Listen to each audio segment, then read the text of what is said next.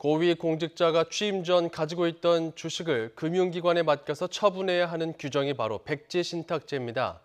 최근 정부 여당의 핵심 인사들이 이 제도에 문제가 있다고 언급하면서 다시 논란이 일고 있는데요. 백지신탁의 대안으로 유력하게 거론되는 보관신탁 또한 미봉책에 불과하다는 지적입니다. 박기현 유튜건 기자가 차례로 보도합니다.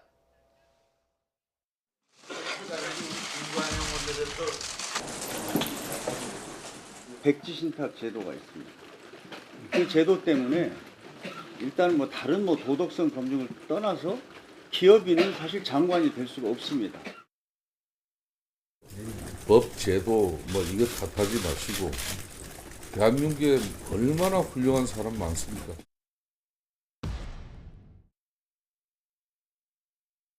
공직자윤리법 중 주식 백지신탁법은 악법 중의 악법이라고 지금 평가되고 있습니다.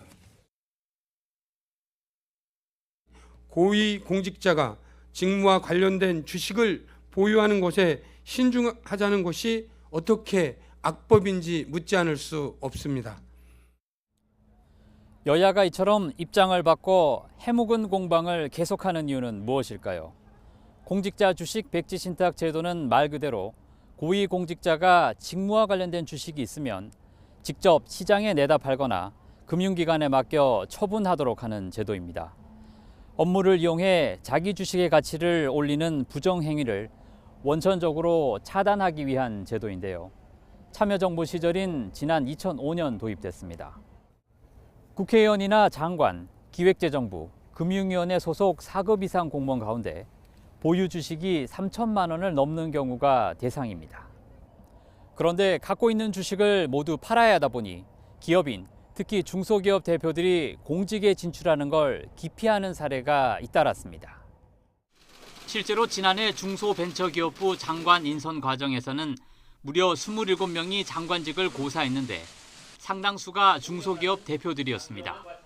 매번 검토하고 이 사람이 좋겠다 하면 또 그분이 주식 백지신탁이 싫다 해서 거절하고. 사실 이런 문제는 과거에도 마찬가지였습니다. 특히 박근혜 정부에서는 중소기업청장 후보자가 백지신탁제를 잘못 이해, 뒤늦게 자진 사퇴하는 해프닝까지 벌어졌습니다.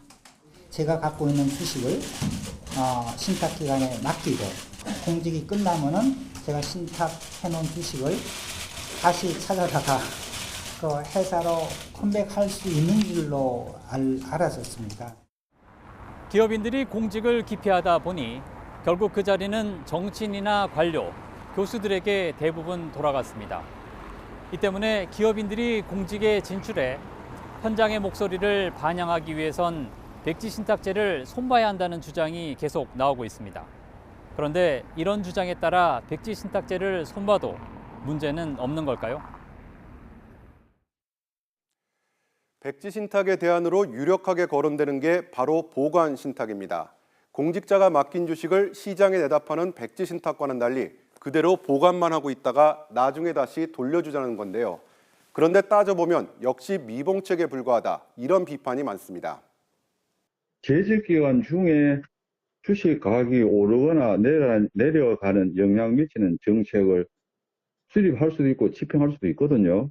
시간이 뒤로 밀린다는 것뿐이지. 여기에 여권의 볼멘 소리와는 다르게 지금의 제도로도 부족하다, 그러니까 더 강화해야 한다는 목소리 또한 만만치 않습니다. 현재는 본인이 직접 주식을 팔지 못해 금융기관에 맡기면 60일 안에 팔도록 규정하고 있는데요. 하지만 안 팔릴 경우 그대로 보관해도 아무런 문제가 되지 않습니다. 이 때문에 지난 4년간 백지신탁 계약을 체결하고 실제로 매각까지 이뤄진 경우는 단 2건에 불과했습니다.